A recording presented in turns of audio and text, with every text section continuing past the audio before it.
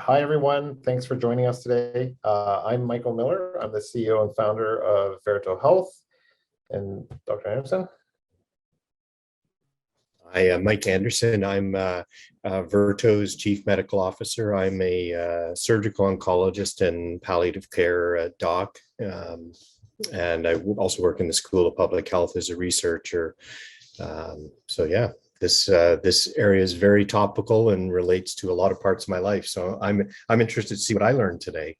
Okay, I'm going to just jump into it. And sorry, I should have probably sat on top of this slide while I introduced both of us. So from a background perspective, I've worked as an e-health strategy lead, and I've seen a lot of technologies come in, and if you really look at the ecosystem, especially in a public healthcare setting, about what types of technologies we have out there, we have primary care EMRs, acute care EMRs, SaaS vendors, we have provincial systems. Like, there's so many systems, it's hard to wrap your head around it. And so one of the things that I wanted to focus on when you talk about technology is to understand that digital health privacy is actually a balance, right? I think that many people, when they approach privacy, they think that privacy is a regulation. It's to constrain and restrict the ability for people to share information. But it's not. It's really a balancing act between, what do we do? How can we value the privacy that we owe to patients and service users while still being able to get the job done, right? That's really what privacy and privacy regulation is there to support us to do. And so before I jump into the details, I want to make sure that we understand some basic core concepts, right? So, when it comes to information being exchanged, when it comes to health data being exchanged within the healthcare system, it's not like it's ad hoc. You might go to a clinic and you just see a doctor tell something to the admin assistant or the physician's assistant to rebook or reschedule an appointment or to do some type of vital test. And so you'd imagine that there is no consent in that model, but there's actually consent happening. It's implied consent, right? And so when we talk about consent, too many people gravitate towards the concept of express consent, right? So if you got your COVID-19 vaccination, there was a consent form with that, right? That is express. That is the gold standard of express consent. But express consent is just more of a reaction to a higher risk event or an event where they need to have explicit documentation of the capturing. Like, Michael, maybe just some thoughts on when you use express versus implied. Yeah, so it's interesting. I would guess that 95 or 98% of what goes on in healthcare is implied consent or assumed consent. But express consent used to live in a really funny part of my world, which is as a surgeon, before we take someone for a major procedure, we used to get a written consent. And that largely doesn't happen anymore because we've come to realize, that within the written consent doesn't offer you as much protection or as one might think. So in fact, if I document in my note that I've had a conversation and the patient understands the risks and benefits and so forth, that is considered quite adequate consent. But yeah, we used to express consent, we think of for high risk, complex things where we're documenting that we've had a full disclosure conversation. The irony is to me, the consenting in written form for your COVID vaccination was a funny quirk. Like, we don't consent people for 99.9% of things we do like that, or typical vaccinations in a written form. It was just sort of an idiosyncratic thing of this particular policy and program. Usually if you went in for a vaccination or a simple immunization, you wouldn't get a written consent. So that's sort of an interesting space where the same activity in this context had this express written consent, but most times it's implied consent. You go in, you stick out your arm, someone says, hey, I'm going to give you a measles, mumps, rubella vaccine. You stick out your arm, you get the shot. That's implied consent. That's how the system works. So we also have this sort of funny notion that express consent is of higher value. And that actually probably isn't really true in the truth of how the system works. If you think of complex things, Michael, you and I years ago looked at mapping out like rectal cancer patients, and all the steps I have to do to get a person from diagnosis to an operating room involves many clinicians, radiation oncologists, medical oncologists, imaging, CT, MRI. There's so many layers of consent that are going on that are never visible to people. They just happen. And that's just how you have to do it to make things work. If you change that and you lost implied and assumed consent, the system would grind to a halt in about 4.5 minutes. So. Yeah, so what you see around, thanks for that insight. So, and just again, I want to remind people, if you have any questions, feel free to ask them. We will, if I see a question pop up, we'll focus on that area as we go through. But the important thing that I wanted people to understand is that this concept of consent is actively managed in existing healthcare, long before digital health even came, right? You had to manage, there was this judgment call that all clinicians were making saying, should I share this information with this person? Are they delivering care? Are they helping out? They're always running risk equations, right? And so implied versus express consent are fundamentally used differently based on when risk changes, right? So the reason why they did express consent for this vaccine is because it was rushed. It was rushed out there and they want people to know that they're taking that. But MMA, you have like what? How many years of research, efficacy and all that behind it, right? So the reason why it's important to know consent is, just to go one more. So here in Ontario, we don't only have express and implied, we also have this concept called assumed implied consent. And so this one's really powerful, right? Because let's say that a doctor gives you a prescription, you go to a pharmacist and you give the prescription to the pharmacist. If the pharmacist needs to receive data on you as a patient, they can ask that physician to get the information sent to them, right? But if you think about it from the physician's point of view, all they know is that they give you a prescription. They didn't know that you're going to go to that pharmacy to fill it out. So the assumed implied consent is you gave that prescription to that pharmacist, they have it. So most likely you gave them implied consent. And so now you're assuming that since they have the prescription, you should probably give them the health information about that patient. But it's important to understand, like that's a simple model where, pragmatically, it's obvious to us, but it's actually hard to regulate that. If you think about controls and technology, how can you make sure that that is there? And so you can understand that these models are very easy to act on, but they're very hard to create digital rule sets around. Any thoughts about that, Mike? Yeah, a couple. One of which is, in that risk balance, there's the biggest risk. The risk that's often countering privacy is safety. So if I can't share information to important people, I run safety risks. I'm going to make a comment just for editorial purposes on the next slide, because you talk about circle of care, and we use that terminology in healthcare, left, right, and center. And I would be willing to bet that if you asked most of my colleagues what the real language around circle of care is, because it's really about health information custodians and so on. The health circle of care is kind of a funny concept. We use it all the time.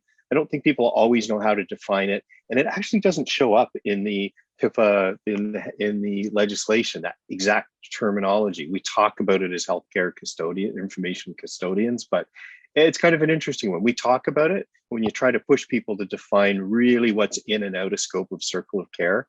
I don't think many of us could actually do it. We just kind of know what sort of feels right, but yeah. Yeah, so largely clinician judgment is what allows information flow in healthcare to keep on working so that the healthcare system works.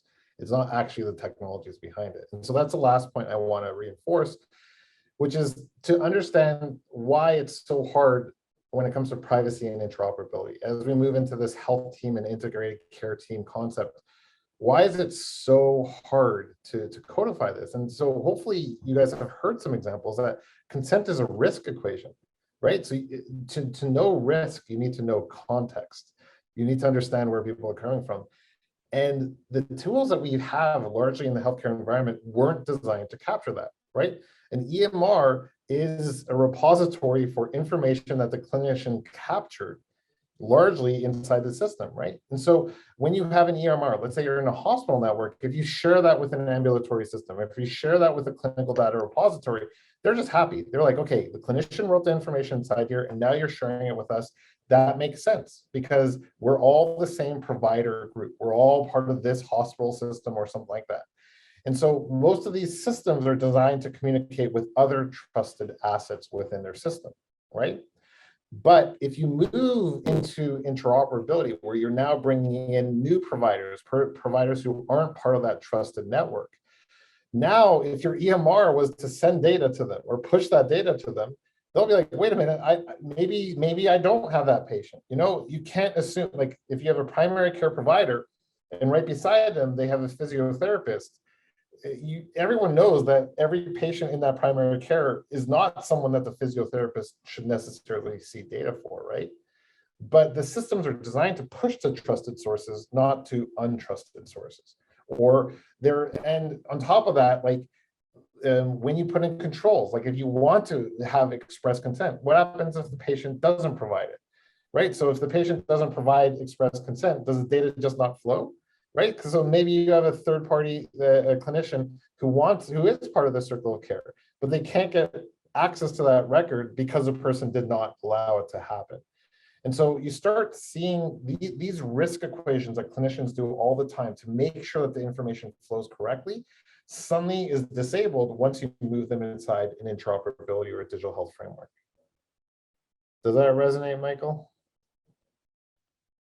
Very much so, and it's interesting because when you're talking about this, when I think about it, there's real challenges when you try to apply unique rules to this system. This system isn't very well, doesn't lend itself right now to setting individual rules. Like if I have all these things that naturally happen and I want to exclude something, the patient says, please don't include this entity in my sharing information. That's actually harder to do practically than you'd think, you know. So yeah, it has very real world application. Okay, so we just wanted to set the problem space. So the problem space is here. A lot of information flow uses tacit understanding of risk and consent to support it, right? And so you've got a lot of these tacit controls out there, and that's the reason why when you start digitizing it, when you start saying that I'm going to support interoperability, it gets a little bit difficult because the systems weren't built for it, right? And the EMR is built to share data when that data is saved, not to share data when they think that it's acceptable for the receiving party to receive that data. And that's the reason why you see this huge divide between integrations and interoperability. Okay, so the result that you see here is when people realize that interoperability scenarios expose them to risk, because the technology isn't actually, or the way that it was designed, if you use a traditional repository approach, what you start having is different people. So you have trusted people, people who have governed access controls, who have colleges that authenticate the validity of that individual to access that data. And you can rely on those ones. But what you realize is that the shared data environment, because it doesn't have that understanding of context or consent, they start minimizing their risk. It creates a risk adverse interoperability ecosystem. So you want to share the minimum amount of data to the central repository. And then also what you inevitably see in all these interoperability events is that non-standard providers, so caregivers, community care, home care, they have a difficult time participating in these programs because the controls that you use to determine whether or not that person is authorized to see that is either institutional or through the colleges. And so when you aren't part of one of those two things, they're scared to bring you in because they can't control the risk of you accessing that data. This speaks to how we deliver care.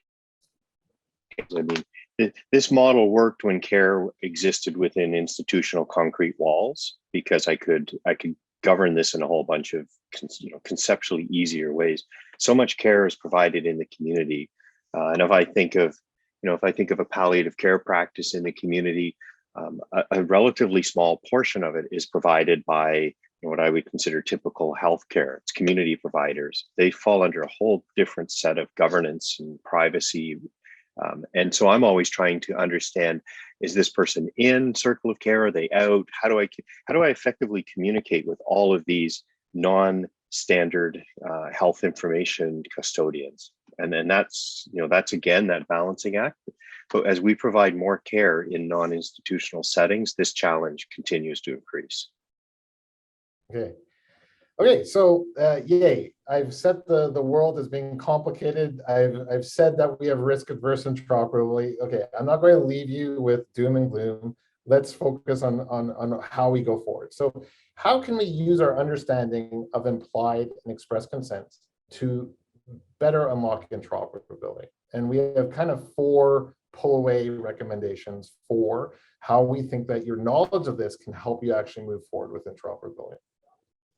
So the first one that we say is share records based on circle of care relationships, right? So when you deploy your repository, when you are working, so let's say that you're doing an integrated care model across a population, you're going to have to start understanding what are trusted circles of care, right? What is the trusted team for whatever clinical pathway that you're deploying on that team, and to build the repositories that they use around those circle of care relationships, right? So the point here is, instead of taking all the data, putting it into a big repository, and then figuring out from there, the model here is understand what is a clinical team, what can you guys all agree is a circle of care. And once you agree on the types of people that will compose that circle of care, if you create technologies that follow that team or that circle of care model, then whenever people share data to that, they have an understanding of who's going to see it, right? Because you're clear on what that circle of care is. Any thoughts on that, Michael?